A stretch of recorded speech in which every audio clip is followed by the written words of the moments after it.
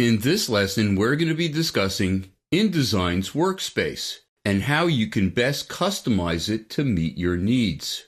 If you're familiar with other applications in Creative Suite, such as Photoshop and Illustrator, Indesign's Workspace is very similar. It has docked panels to the right-hand side of the document window. There's a control panel that goes across the entire top of the window. This is a contextual panel. That means that depending on what tool or kind of object you have selected, the options in the panel will be totally different. There's been a lot of changes in the workspace in InDesign CS6. In the Tools panel, there are actually some new tools that we'll be talking about. And if you take a look at the docked panels, you can see that the names are no longer in all caps. They're in title case. And also, they take up less room in the width.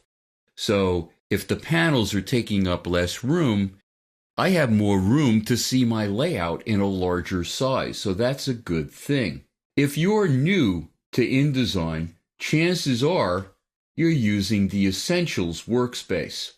There are not very many panels here, so there's not a lot you can do without having to open other panels under the window menu. Why don't we go to Typography? If you click down on Essentials and choose Typography, you'll see that a lot of your type formatting features are now available. And if I were working on a print document, chances are I would want to start with the typography preset workspace and customize it from there. Why don't we do that? If you go under your window menu, why don't you go to Object and Layout, Align. There's a good possibility that I'll have to align the objects in my layout, so I might need the Align panel. To add it to my workspace, I'm going to click at the top of the group panels and drag it to an insert point. It will be added to the docked panels wherever I see that insert line. I'm going to add it underneath my character and character styles group. And you can see it's been added to the bottom of the docked panels. Maybe I also want to add Mini Bridge. I'm going to go into my window menu to Mini Bridge and then drag from the tab of the panel underneath the group that contains Align and Pathfinder and let go. If I wanted to save this as my print workspace, my own custom print workspace, I could go under the workspace pop-up and go to New Workspace. And I could name my workspace. This would capture the panel locations and any menu customization. I'm going to hit cancel instead, but if I didn't, it would be added to the top of that pop-up. What if I wanted to get back to my original workspace? How would I do that? Well, if I click where it says Typography and just go to Reset Typography, it's going to get rid of those other panels that I added and go right back to that original workspace. If I'm working and I wanted to get all of my panels out of the way temporarily, because maybe they're covering part of my layout, or I wanted to look at my layout in a larger size, all I have to do is hit my Tab key, and my panels will go away temporarily. If I go to the right side of my document window, I can open a panel, and as soon as I'm done with that panel, and move away from that right side of the window, the panels will close. And I could also do that with the left side of my document window. My Tools panel will open so I could change tools.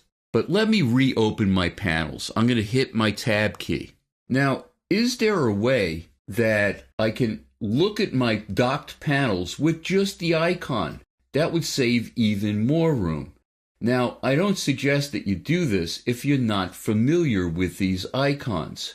So you may want to use InDesign for a while before you do this. If I go over the left side of my docked panels, I get these double arrows. And if I click and drag, I can go all the way down to an icon view.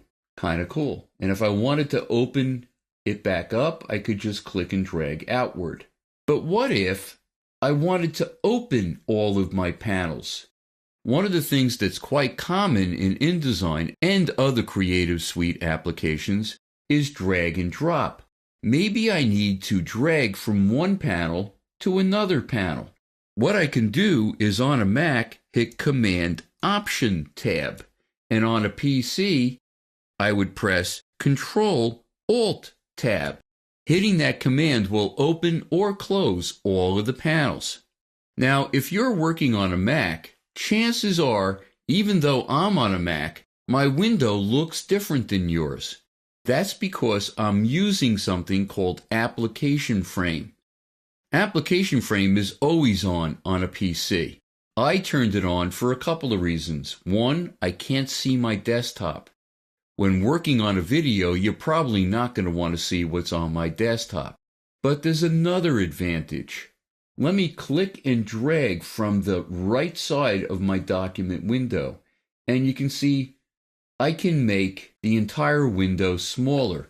I can also do this from the bottom. You can see I'm getting these double arrows, or I can do it from a corner. You can see I'm getting these diagonal arrows, and all I would need to do is click and drag inward to change the size of the document window.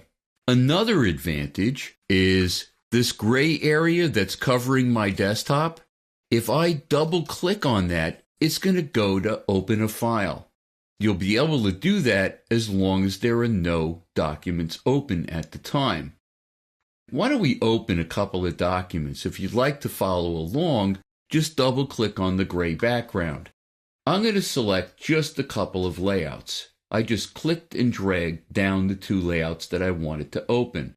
And now I'm just going to hit the Open button.